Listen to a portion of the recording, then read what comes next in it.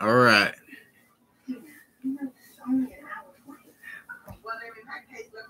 Hey, regular.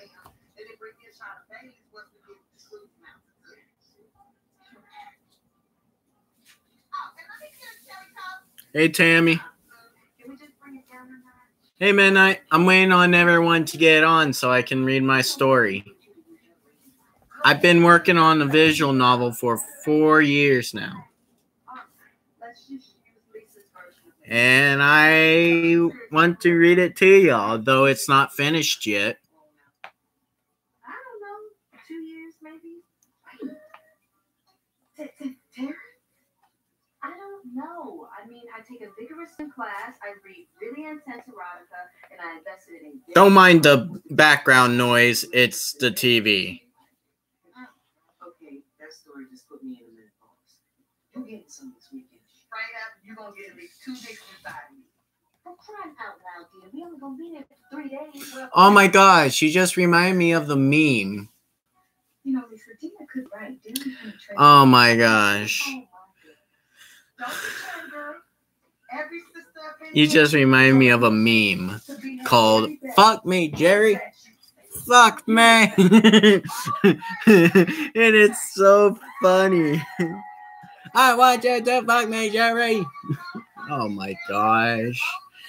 Oh, that is some weird ass YouTube video.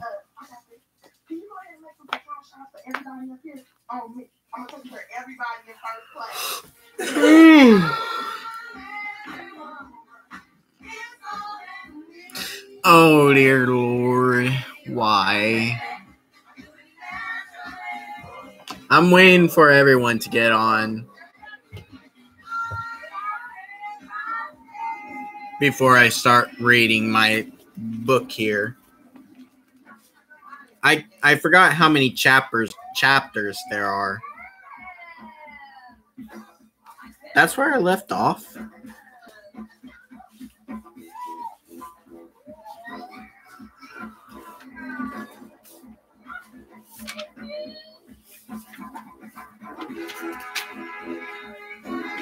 All right, there are 8 chapters.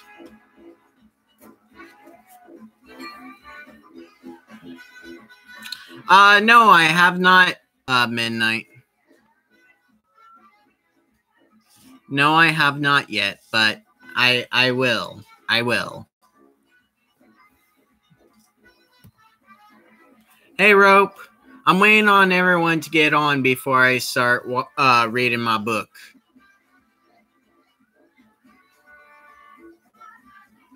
I'm a Kermit suicide. No.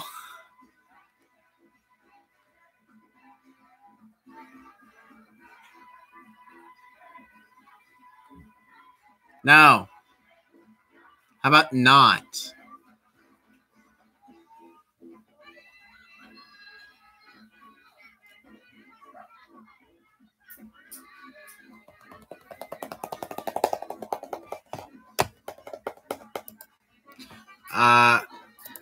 Sorry, I was pulling up a different tab.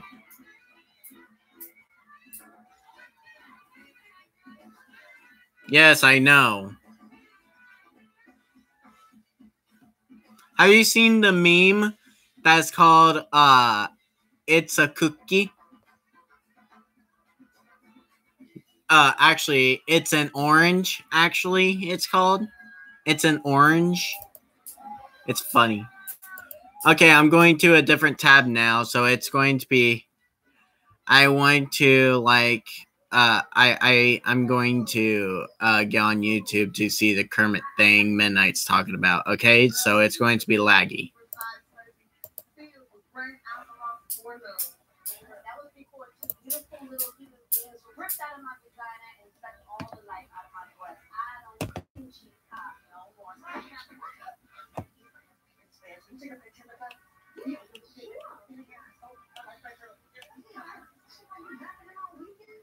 You know, I'm so proud of her. It's like trying to Beyonce. Oh my God, are you not for the ride? Yeah, I'm a huge fan.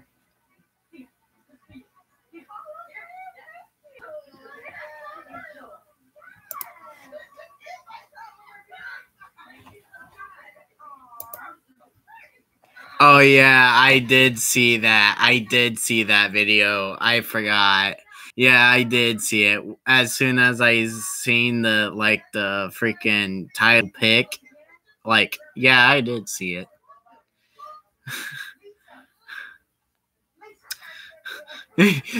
What was the freaking dude looked like while he was chasing Kermit? What did the dude look like? Oh, frog, yes. Why? It's so weird. Something I would do to one of my friends to be weird. Though they would join in. That's how weird they are. My Tennessee friends.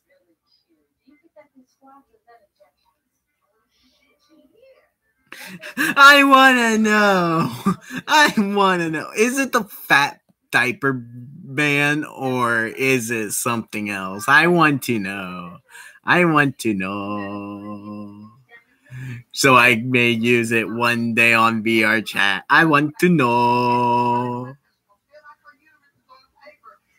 All right.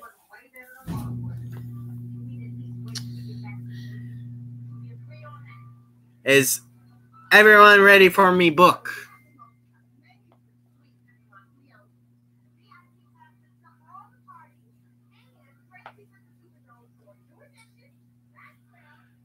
I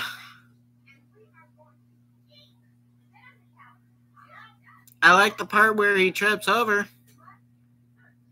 And it's actually pretty cool that he interacts with the viewers like that, but not really that much. This is not the B movie, Tammy. This is not the B movie. This is not a B movie, bruh. You like jazz? Oh my gosh. You like jazz? Oh man. Yeah, I'm going to read y'all my book here in a few. I'm gonna get on Discord and see what freaking Abe and Jess is doing. Like, seriously, where are they? So it's going to get laggy again.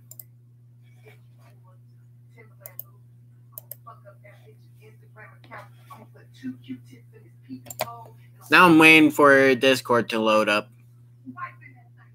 You play jazz? I don't play jazz. I play freaking hardcore rock now most of the time. Old you want cookies. The old me, the younger looking me.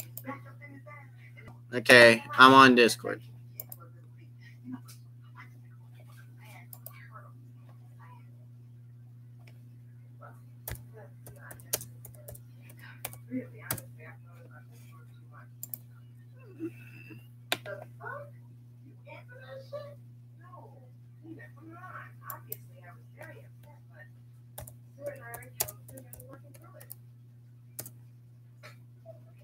I'm not.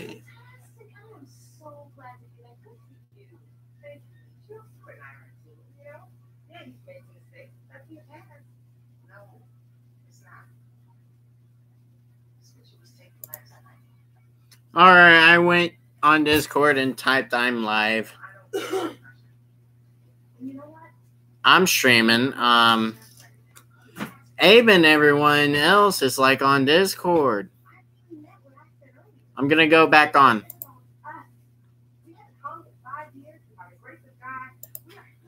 Alright. You know what? Are y'all ready for me book? K-pop. Freaking I listen to Tokyo Pop. Freaking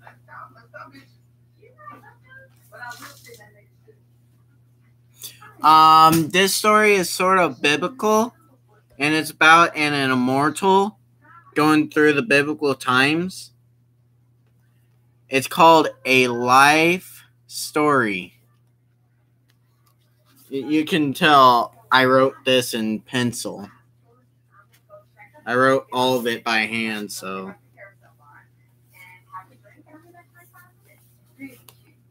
I'm going to start reading it.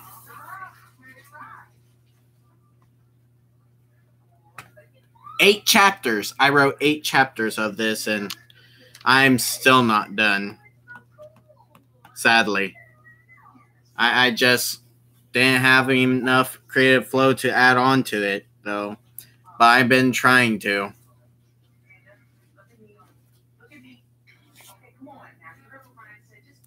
Alright. A doorbell rings. A man with slick back hair. A suit that is black as coal. Dark brown eyes. And a face that can tell you that there is a lot more to him than a rich man living an urban life in New York City. He walks down the stairs, buttoning his cufflinks, and the doorbell rings again. The man opens the door and said, "Oh, you must be the reporter I asked for 2 days ago. My name is Shane Stetson." "Yes, sir," the reporter said.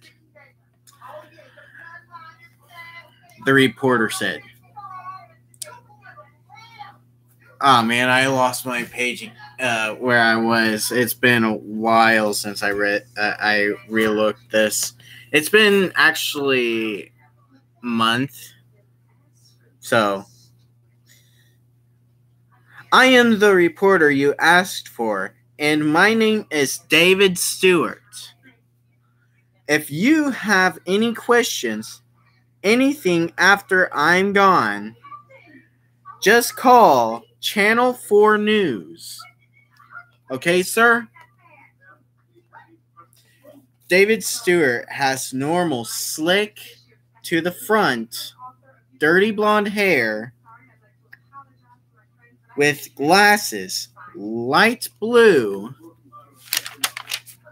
eyes, a few zits, a fashionable, nerdy kind of look, and a calm, little nervous kind of look. Shane said, "Come in, come in." David walks into the house and said, "Thanks, it was getting colder out there." Then David looks around and said, "Wow, artifacts in here are amazing. How did you get all those?" And some goes way back to the biblical time. Actually, not Babylonian era. Shane said, "Yes.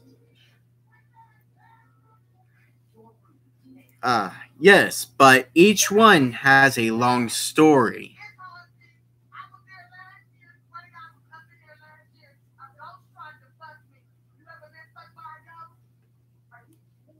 Hey, Abe, I already started reading my story, so yeah.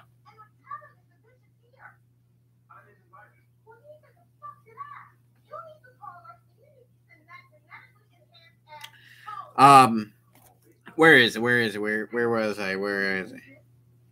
Then there was a shine that David seen from his right eye. Down the hall was the study, and over the fireplace was a golden jeweled sword.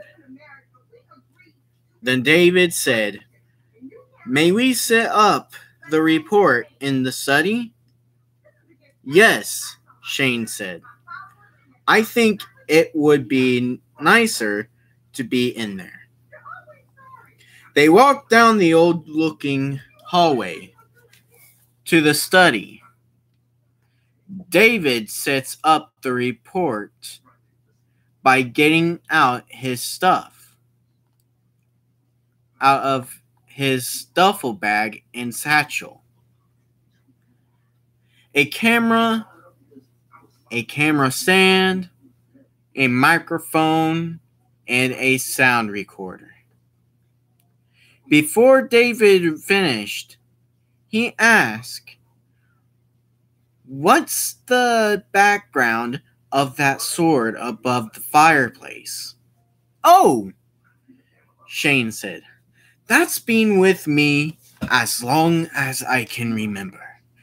Before, remember, but they say only the chosen one can use that sword."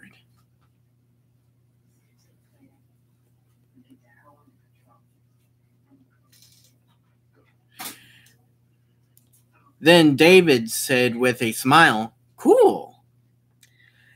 Few minutes later, they go sit in red, silky, soft chairs beside the fire.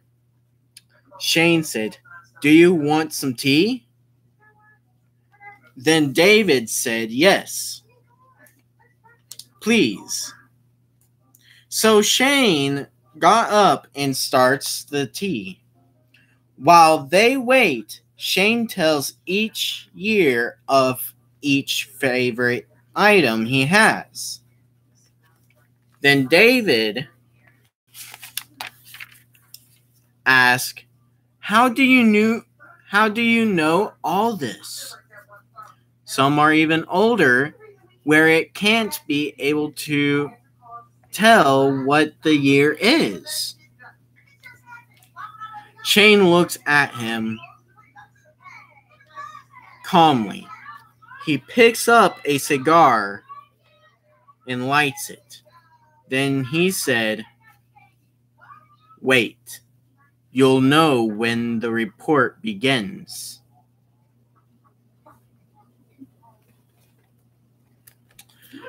After a few minutes, tea was done. Shane poured the tea into the cups and gives one to David. They took their tea into the study. They sat down and took a sip, and then sat the tea down on the coffee table between them. Shane stared at the fire while smoking his cigar, like he was in a far-off place or in a different universe. And David stays silent and waits for him to speak. David turns on the recorder. Shane finally looks at him with a serious face, and in his eyes was a story of its own. Then Shane said, "Shane Stetson is not my real name. My real name is Dumar, and I am immortal." Chapter 2, The Beginning. Yeah, Chapter 1 was the reveal, and Chapter 2 is Chapter 2 is the beginning.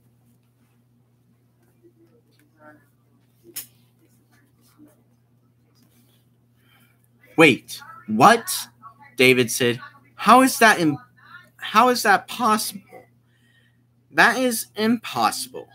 Everyone dies, sooner or later." Then Dumar said, "Yes, that is what I thought too, until I found out I was immortal." Then Dumar picked up his tea, took a sip, and put it back down. David said, "How did you find out?" "That, my friend," Dumar said, "is something we'll come across to. But let's just start from the beginning. Shall we?" "Yes," David said. Let's go ahead. Okay then, Damar said. It all began in a small village where I used to live. And the name of that village was Menarch. It was located between Jerusalem and Caesarea.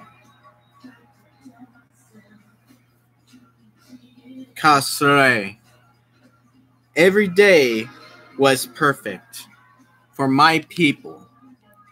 Like good harvest, a good meal, a good home, and everyone was nice. No one was depressed, but if they did, we just tried to get them out with a advice and being nice. Ha! Damar laughed and said, I still remember when I was 16, there was a beautiful little girl named Magdalene, and she was my sister. We used to go outside and try to make a trap to capture an animal. And every time we do catch one, we just take it home or let it go. But one day, my sister and I went to go pick some berries because it was berry season. It took a few hours just to get there and back. It was getting dark when we got done picking berries, so we headed back to the village. When we got there were warriors attacking. So I took my sister underneath the brush. While we hid, we heard screaming, hollering, fire burning, and metal clashing. We looked up when the screaming stopped, but we heard talking in the background. We seen these warriors rounding people up. I blocked my sister's eyes because our friends and neighbors were going to be executed. All were finished, but it was time for our parents' turn. And me and my sister are very close to our parents. I watched as my dad gets stabbed in the heart and the head gets chopped off. Before killing our mother, they raped her. I looked away on that part. When I looked back up, she was lying on the ground, naked, and none moving. I took my sister, took the berries, we gathered and ran. I took my sister and took the berries we gathered and ran southeast. Even when no one's chasing us, we ran. We kept on going until we made it to Jerusalem.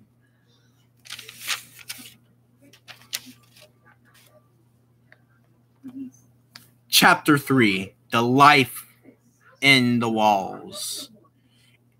Life in Jerusalem was hard growing up. We had no home, no food, no friends. We were in a brink of starvation.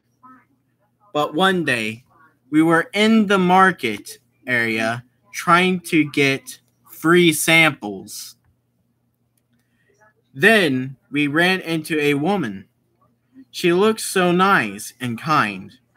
Then the woman said, "Watch where you are going, okay?" Then my sis and I said, "Yes, ma'am." Then the woman said, "Are you lost?" I shook my head. Then she said, "Where are your parents?" Then I said, "We don't have any." "Then where are you living?" I looked to my sister, then back to the woman, and said, "Any place that we can." Then the woman felt sorry and said, "Know what? Why do I bring you both of you back to my place, okay?" I said, "Thank you." Then I forced my sister to say it. When she said it, it was soft. She must have been shy. After my sister spoke, the woman said, "What are your names?" Then I said, "My name is Damar, and this is my sister, Magdalene." "All right," the woman said. My name is Isla.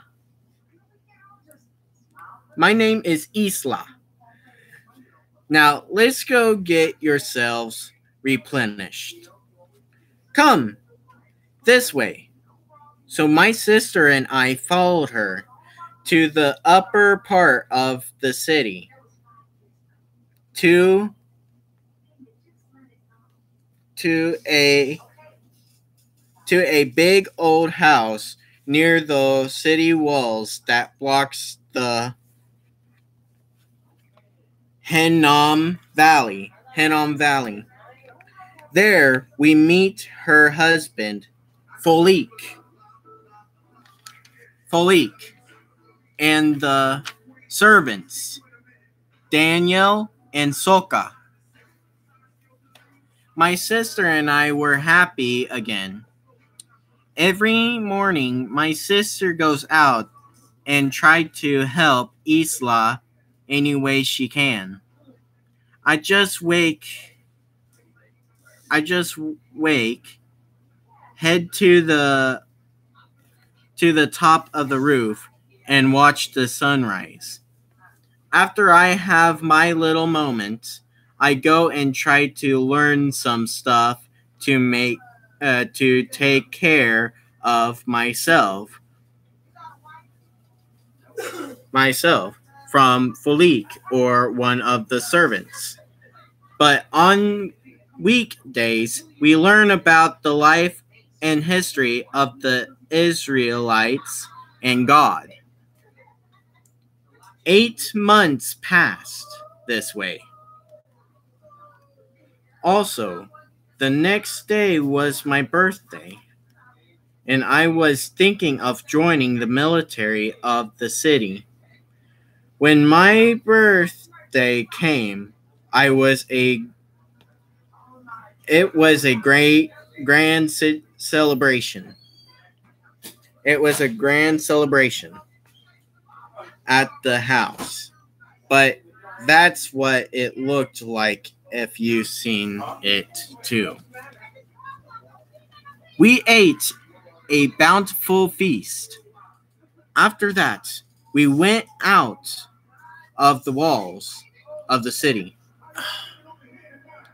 to a high peak looking over the city. There we waited until night. At night, we looked towards the city. The glow of the city was making the night sky around it glow like day. 2 days later, I woke up and got ready. After my chores and breakfast, I walked towards the barracks. There, I went in and found the general in the war room. Of the barracks. He said, "Who are you?" Then I said, "I'm Damar, sir." "Why did you come?" he asked. And how old are you?" "I'm 18, sir." and I'm here to join the military, I said. The general looked at me strange, like I was crazy. Then the general said, "Okay, just come back here tomorrow, and we'll help you get what you need, or tell you what you need. All right, kid?" Then I said, "Yes, sir." Chapter 4, The Promotion. 4 years has passed after that day. Nothing was out of the ordinary. I stayed in the walls, doing patrols as a guard. Then one day, I was stationed at the royal family palace. I was guarding the front gates of the palace. It was midday, and everything was going smoothly. The two princes were playing in the large courtyard that has a horse barn, and it's next to the front gate. The two princes got too close to the gate that goes to the horse barn. The barn's gate opened and all the horses got out. The horses charged towards them. The front gate. The horses charged towards the front gate. As soon as I seen it, I closed the front gate, ran to the two princes, and took them to safety. I said to them, "Are you both okay?" The two princes said, "Yes, sir. We are fine." One of the other guards came and took the boys. Then I ran round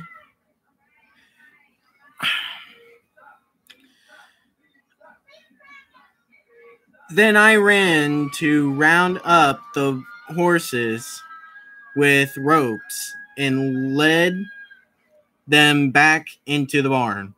I closed the gate shut where it will not open by a fatal fluke. After that, because of my smart actions, they appointed me as the main bodyguard of the two princes. Before I left to tend to my duties, they asked me, "How did you know what to do?" I told them straight up. I learned it from my stepdad and his servants. Without them teaching me how to deal with horses, this would have gone wrong way fast. So thank them too for raising me to the man that I am today. Do you all agree with me? We do, they said. So the king and all the generals came to my step-parents and their servants' homes to praise them of raising me to the man that I became.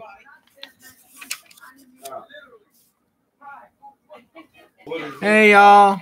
Hi Sierra. Hi Dynamite. Hi Jessica. I'm middle of reading my my book here. Watch it sometime. All right. Chapter 5. The Prophet. What you guys end up eating? 5 years has passed. All kind of shit. The two princes are always getting into trouble, and I am always getting them out. How's that hamburger so good? Sometimes I joined the fun now. Supposed to be and then ribeye and all the other shit combined. the novel that I've been working on for 4 years. No. I want something. Okay. But you ain't got it. I'm waiting on some people to stop talking. Oh, you know what? All right. Let's go for this.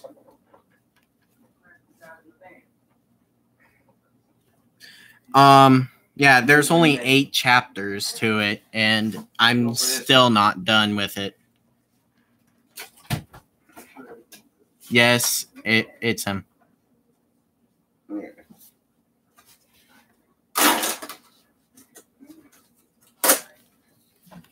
It's not done yet, though.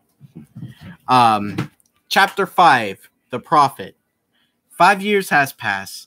The 2 princes are always getting into trouble, and I am always getting them out. Sometimes I join in the fun now and then. Also, what they ask for, I just go get for them. And every Saturday, my sister comes over and help taking care of the princes. And even sometimes she brings her own kids. Also, while the children were playing, me and my sister talked about how we are doing and sometimes go down memory lane. So everything was going great. But one day, I overheard that the king made an alliance with the Egyptian pharaoh. Then I thought to myself, but we're under the rule of the Babylonians. So that will cause a war against them. Sorry. But I was under the rule of the king of Jerusalem, and I just can't leave. I have my family and friends here. I would be considered as a traitor to my kingdom that I grown to love. So I can't leave. And that means that when the time comes, I just try to survive and hope that the people that I know survives too. All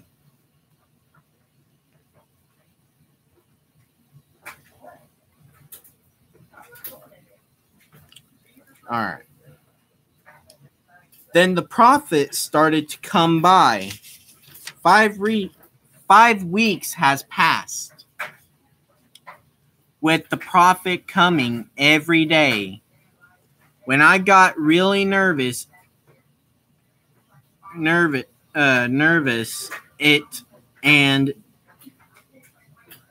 then I got really nervous, and then the prophet gets thrown out. Then it hit me that the king was not listening to God's commands. That means a disaster will be happening. Then we all are doomed.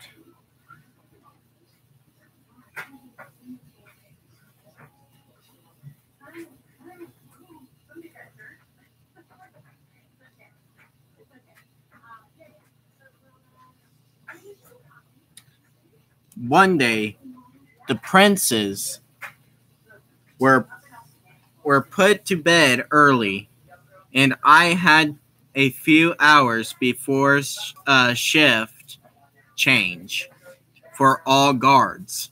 So I went down and stationed myself in the king's pleasure chamber. I'll take 4.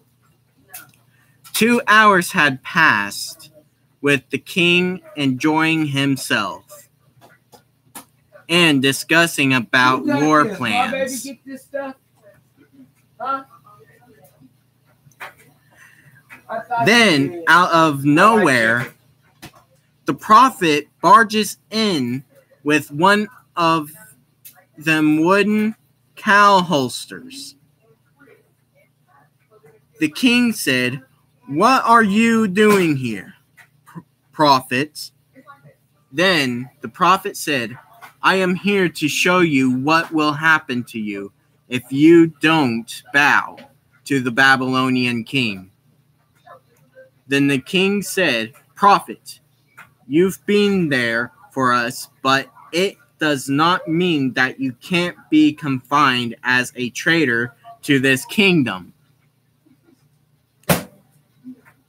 I preach God's word," the prophet said, "and if you don't bow to the Babylonian king, he will make you his slave." "Is that God's words," the king said, "or yours?"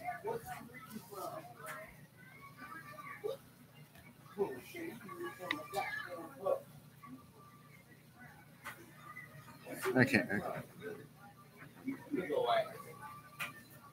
Hey, homie, what you reading from? A book that I've been writing in. That you wrote in. Mm-hmm. So this is just you. From facts. Facts that you know. The facts I researched. Facts that you know, still. Doesn't matter if you research them or you keep them with you for the rest of your life. But still, no shit. Is that from your own world or something? It's got to be something that nobody, I mean, you can't go out right now and go to the marathon and find what you're going to be reading from. No. Am I right or am I wrong? You can't. I'm asking you a question. Am I right or am I wrong? I can't go to the marathon and find what you're going to be reading. No. No. No. Can I ask you one time, what the fuck is this? Did you write all this? Yes. You did. So you're reading something that we actually have to understand that you've written. Yes. Am I wrong? Am I right? You're right. I don't know. Okay. I don't know if I'm gonna feel that. I want nobody. I don't know. You know, I don't think nothing should be written. I think everything should be coming from your mind. Everything should be. It's not written. It's not that you got them put in your mind and then you want to put it on page. What does that make it better? Am I wrong? Am I right? I'm trying to be real with you and be straight up. Just because you've written it down, that does not make it. You see what I'm saying? No. You really don't. I don't know why you written it down there. What does that make it fucking better? Tell me. I written it down because I wanted it to. Is that just in your world? I don't know. That's what I'm saying. You written it down because you wanted to, but you keep trying to share it with everybody. So we try to understand. Am I wrong? Am I right? Don't you try to share it with everybody on the Skype computer? Yes. Well, I'm trying to understand. Just because you written it, does that mean that it's just? I'm still not getting it. I written it for entertainment. I'm understanding that too. Everybody loves entertainment. That's not part that I'm trying to do. You still ain't trying to get what I'm trying to understand. Yeah, that's just like those people. They get ready to try to give you fucking goddamn education again. You probably can be a good little drawer and artist and somebody that can make money in advertising or who knows whatever. But you still ain't there yet. I don't understand why you ain't trying to goddamn. The opportunity's there. Keep blowing it, dude. I'm not drawing it. I always draw and I That's always not write. the point. It's deep. You know what? People ain't gonna sit there and wait for you to fucking come on this internet for you to get rich. Is that gonna happen? It ain't happening. You know how you get rich? You get out there and you see things. I know. That ain't on that internet. The internet will do nothing for you. You see how it's going for goddamn Facebook? Now my chat is getting angry at you. It was? My chat because they went to listen to my story. Okay. Tell them, sorry, get the story. I'll talk to you later. Okay. Have a good night. Let me goddamn make sure my clothes get dry. All right. When I do that.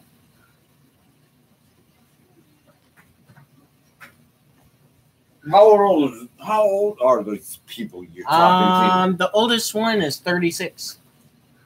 Wow. Super duper Alice Cooper. All right. Sorry, baby. Where was I?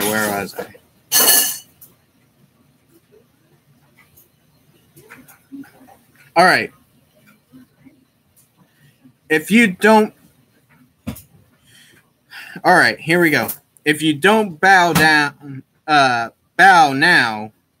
the prophet said, God will leave your household.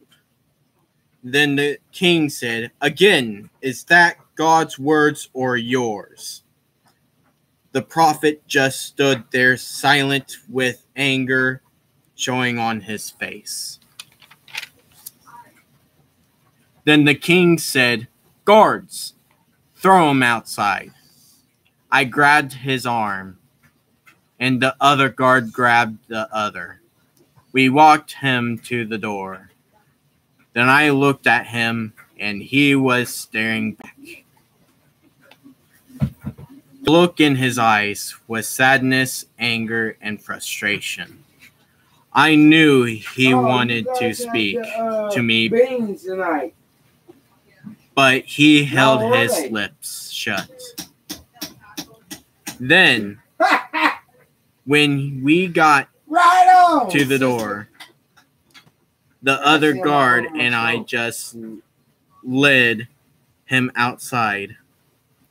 When he turned to face us, he had that face of confidence, but his eyes was filled with failure and aggravation.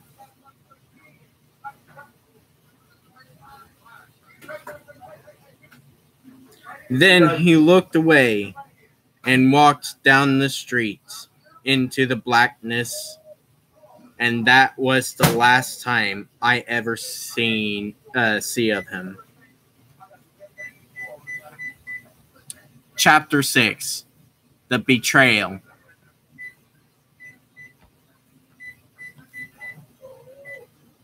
This is all from your own book.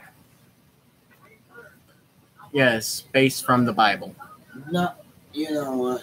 Why do you mess with God? That's not good. How so? It's not good. I wrote this. You don't mess with God. I wrote this book to teach. Okay, are you one of how many? That's the same thing. You don't mess with God. At fucking 8, 19, you don't mess with God. You're not even close to goddamn dealing with him. You're really not. You don't want to mess with God. That All was right. a bad boy. All right, chapter 6, The Betrayal. It was 2 days later. The king had all the guards and soldiers at full alert. He had us stationed everywhere, in and out of the city, doing patrols non-stop.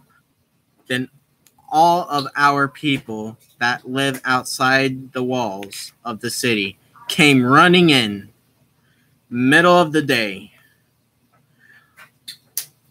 I squinted to see what's come after our people.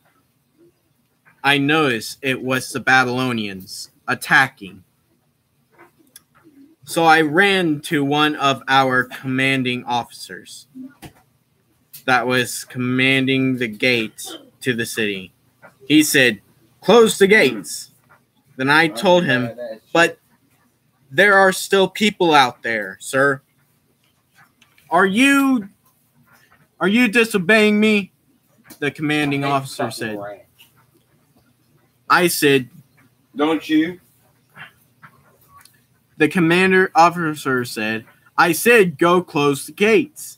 So I ran without uttering a word towards the ground at the front gate to let people in as fast as I could. Then I noticed my sister and her children, Joseph and Jasmine, out there running. The last of the people got to the gate. My sister screamed for me. "Tamar, help!" She was pushing and shoving to get to the gate. Then the gate started to close, and my sister Magdalene knew that she would not make it. So she told the children to crawl under the people to get to me.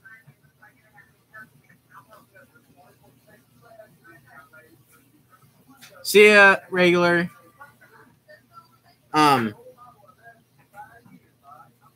The children followed what she said and made it past the gate. I grabbed Joseph and Jasmine and picked them up into my arms. Then I looked to my sister behind the crowd of screaming people. She was smiling and crying. She knew she was going to die.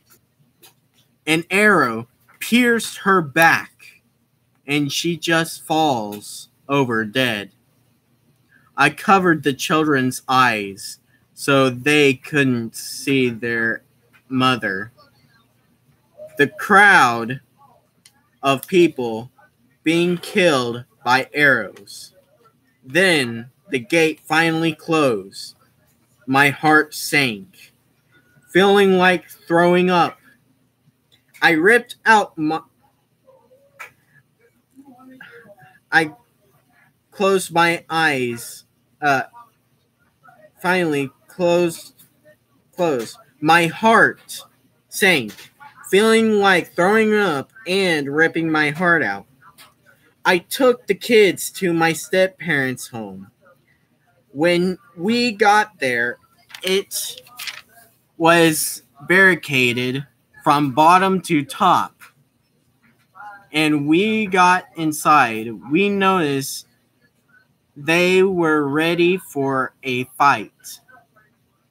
When I asked, "Where's my brother-in-law?" Then Folik said, "He just left with the guards to the palace." "For what?" I asked. Then he became silent for a moment and said, "He is being charged of being a spy for the Babylonian king."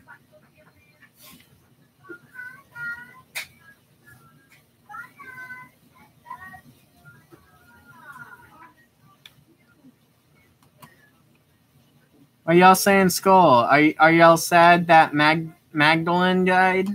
Magdalene? Magdalene? Magdalene? Alright. Magdalene. Alright. Then I felt anger towards my former brother-in-law. I looked to Philippe and said, "Look after the kids. I'll be right back." I walked out the door and ran to the palace. When I got there, I asked one of the guards who was in the main hall where the traitor was. Where that traitor was, actually. The guard said that the traitor was in the small holding cell.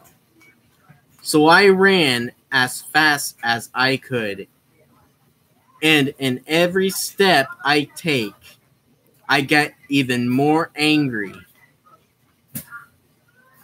So angry, I might kill him.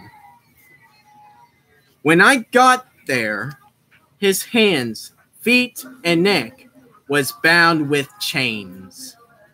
I walked into his cell and punched him with my right, then my left, and then I spit in his face. Then I said to him, "Why? Why did you betray us? All of us." Then he said, "I did it to protect my family." Then how the fuck did my sister, your wife, die by them? Now your children will grow up without a father and a mother because of you, I yelled vigorously.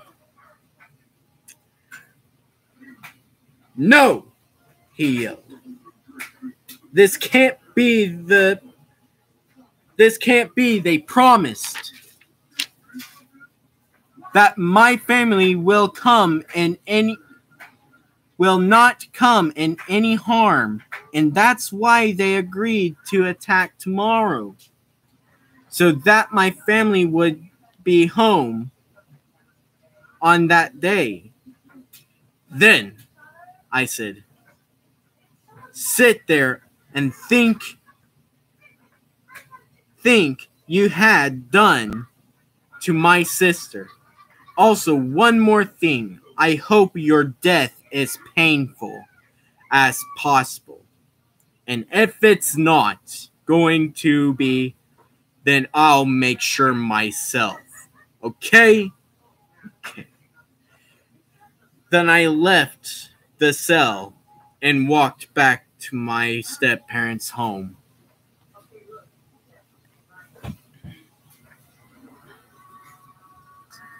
See ya, Dynamite. Chapter 7.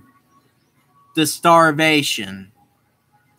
4 days later, the Babylonians cannot get through the city's walls, but they have been blocking our trade. By blocking our trade, the food supply became scarce. Then after the 4 days, I lost track of how many days it has been. Then Philippe and I made a farm on our backyard and roof to survive. The food outside the walls of my house, became so scarce that people started eating the dead that died from starvation. Then, when the city got to its lowest point, the Babylonians attacked. There is a few number of us, but we still fought. I told everyone to stay inside because I had to protect the two princes. I ran to the palace and found them and the king. Then the Babylonians started to go through the gates of Jerusalem. The Babylonians were picking us off like we were nothing. They made it to the palace gate. I led the king and his sons through a secret passage, then told everyone to stop. Stop! I have to stay to protect. Okay, my king? I said. The king nodded, actually. The king nodded. So I said, you 4 men, go with the king. The 2 princes, and you 5 come with me. Because there were actually 9 guards there with David, the king, and the prince. So 4 goes with the king and the 2 princes, and 5 stay behind and protect the palace so they don't find the secret passage.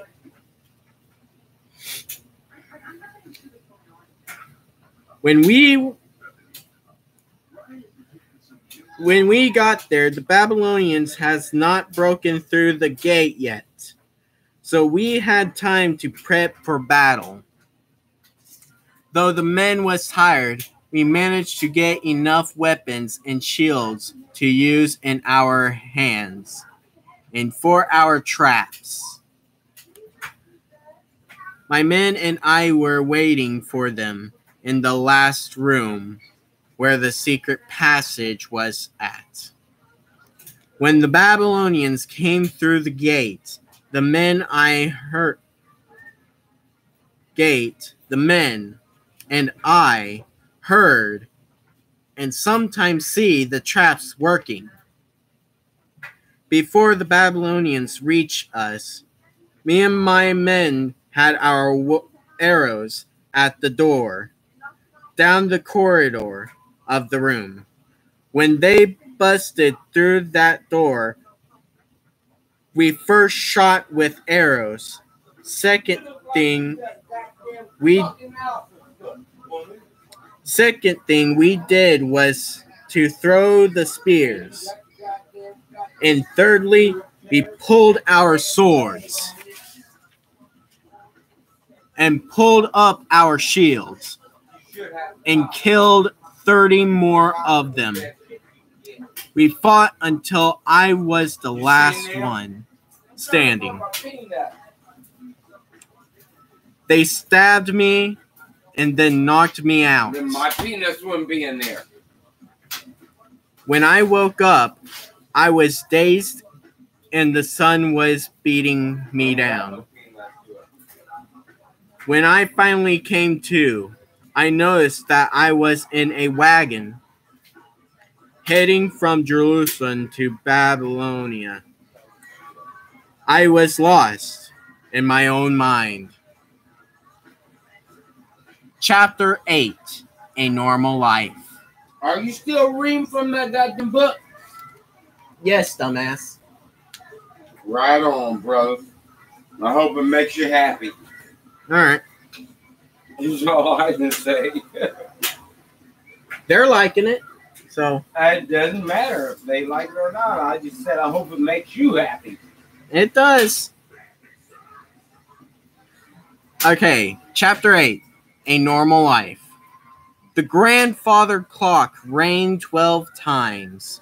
Dumar looked up and back to David and said, "Sorry for holding you for this long. We can start again tomorrow." Then David asked, "Same time?" "Yes," Dumar said. David packed and carried everything together. Dumar led David to the door and said, "See you next time." David tried to yield a taxi, but it drove right by and hitting a big puddle where it splashed on David. Just great, David said. When he started to walk home, when he got home, he was soaked because it started raining when he was walking home. He took his shoes off and hung his coat in the hallway closet. He heads upstairs into his room. He got undressed and went to take a shower. After that, he got dressed and went downstairs. He went into the kitchen and fixed up a sandwich and took it to the living room and turned the TV on to the news. He sat down eating and watching. The news was saying that there was another murder and the killer is still at large. After an hour of watching, he went upstairs into his room, set his alarm, and went to sleep. The next day, the alarm went off and woke David up. He turns off the alarm and got up and gets ready for the day. He goes down the stairs and turns on the TV to the news, and then goes into the kitchen to fix a bowl of cereal. He takes the bowl into the living room and watches TV, but again about the murders. So he changes it to the Weather Channel and sees that today is going to be a bright, sunny day. After his bowl of cereal, he locked up and left the house. He makes it to downtown and stops at his favorite Starbucks cafe. After that, he went into the building of Channel 4 News. He goes inside, takes an elevator to the floor that his cubicle is on.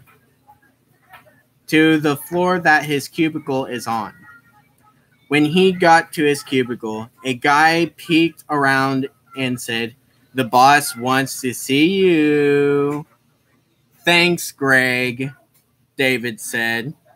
Then Greg said, "No problem." David gets up and heads to his boss's office. That's just down the hall. When he got to his boss's office, he knocked on the door. Someone inside said, "Come in." Then David walks in and says, "Did you want to see me, sir?" "Yes," his boss said. "And call me Mr. Frey." Then David said, "Yes, Mr. Frey." Okay, Mr. Frey. "Okay," Mr. Frey said. "Tomorrow you need to go to find Detective Flint to get some information of the murders that are spreading because of Joe just hit a wall that you might get through. But if you fail, you won't be shunned or be punished, because the information on that case is hard to get to, especially when Detective Flint is the head of this case. So stay alert and report to me with info." "Can I trust you?" "Yes," David said. "But don't you worry. Mr. Frey interruptly said. I set up a calendar that you can do. So you wouldn't lose any other stories you're working on. Then David happily said, "Oh, thank you, Mr. Frey. Thank you." After shaking Mr. Frey's hand, David went and got all the information from Joe and grabbed the schedule from the front desk. David looked at the schedule and was happy that he had Dumar as his today's schedule. So before heading to Dumar's place, David studied up on the murders at 5:35 p.m. David left the house and headed to Dumar's place. When David got there, it looked like no one's home. So he knocked on the door at first, but no one answered. So he rang the doorbell.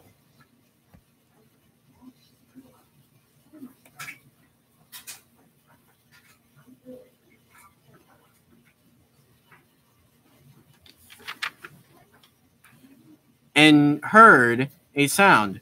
David wondered what was happening inside the house. Then the door opens and it was Dumar. Dumar lets David in and went to the study. David was setting up his recorder and stuff. Dumar took the jeweled sword and hung it back up above the fireplace. Both sat down in the red silk chairs. Then Dumar spoke. The end. I haven't finished chapter 9 yet. I haven't begun chapter 9 yet.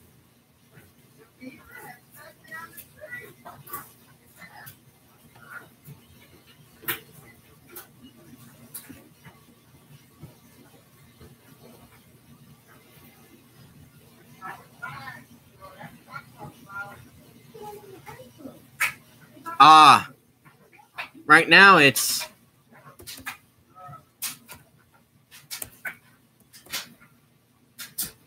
11:30 p.m. at my time. We're gonna sit here and talk. What do y'all think about my story? What do y'all think about it so far?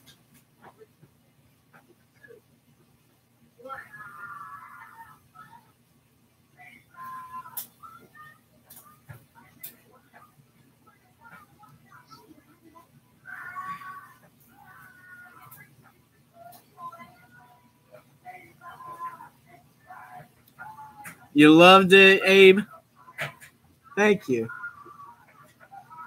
Thank you. That's what I'm trying to do with this book here, become an author. But author has deadlines and schedules, and I don't like doing deadlines and schedules. I like to do my own thing.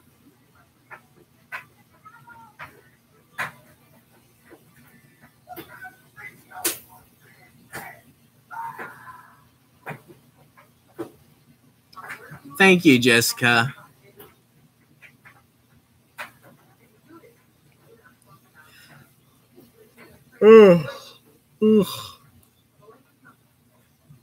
Tiring. I'm gonna get a drink because I'm thirsty. Where's my cup? Oh yeah, my cup is in my baby sister's room. I'm gonna be right back.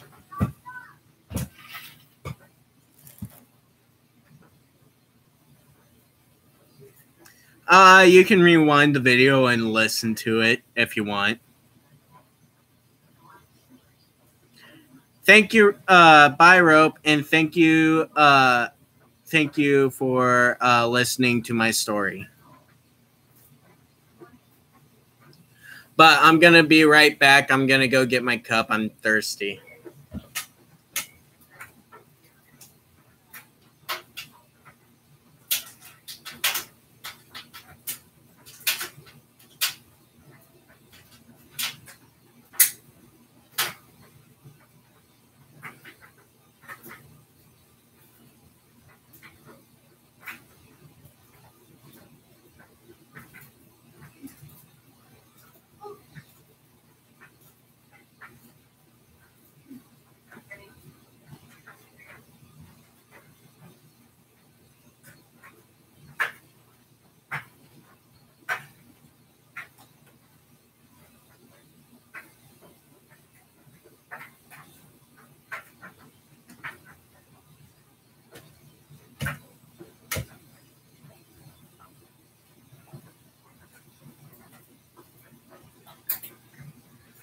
I don't know which sport does rope play. Which sport does rope play? I don't know. Huh? 32. Rodeo?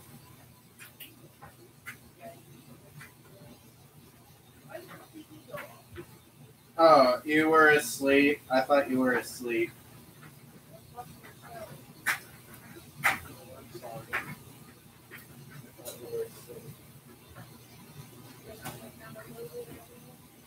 No, it's not off. I just want to turn off the heat.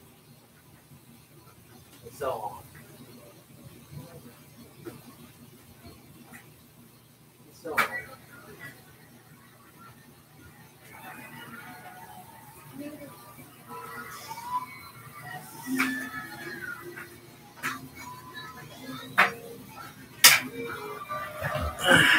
Rip on what?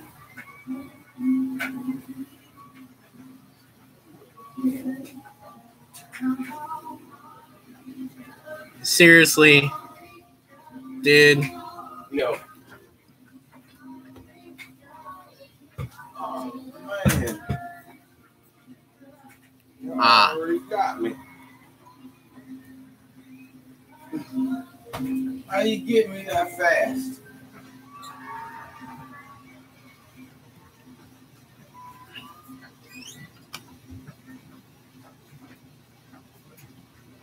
Did somebody eat my fucking oysters?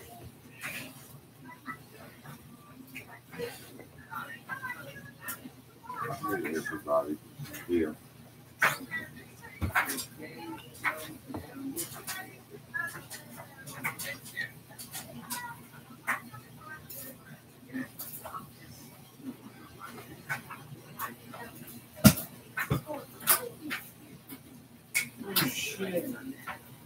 I know. I know. I haven't seen Midnight in a long while.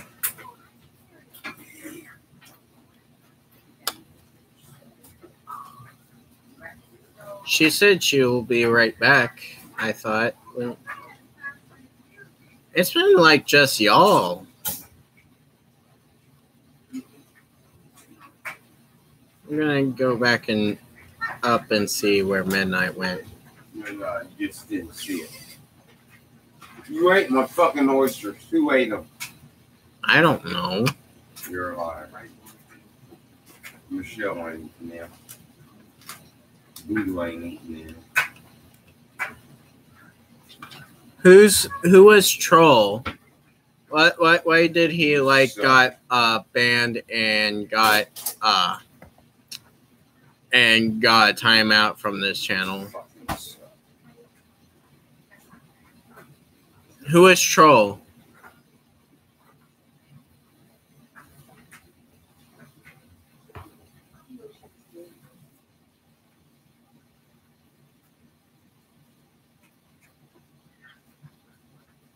Let's cook the hamburger. Not that shit.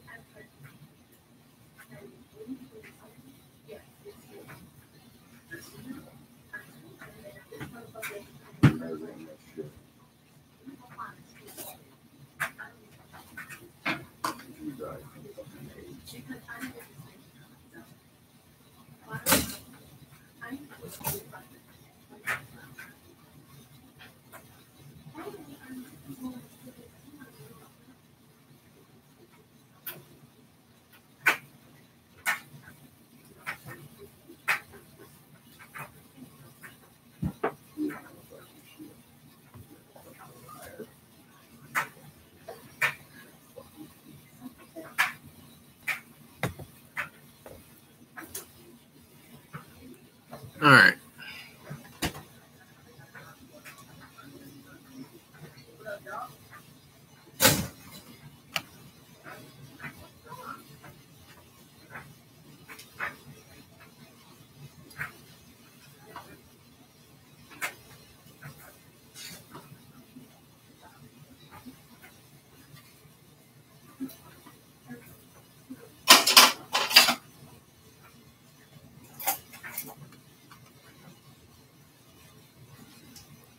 Why are they?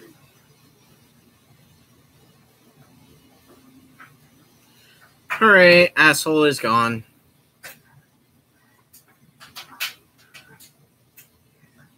He always blames other people for his stupid actions. He probably freaking ate it and don't remember about it. Because I don't know where his can of oysters went.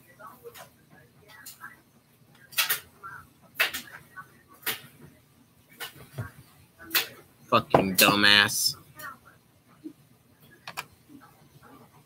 Are y'all still there?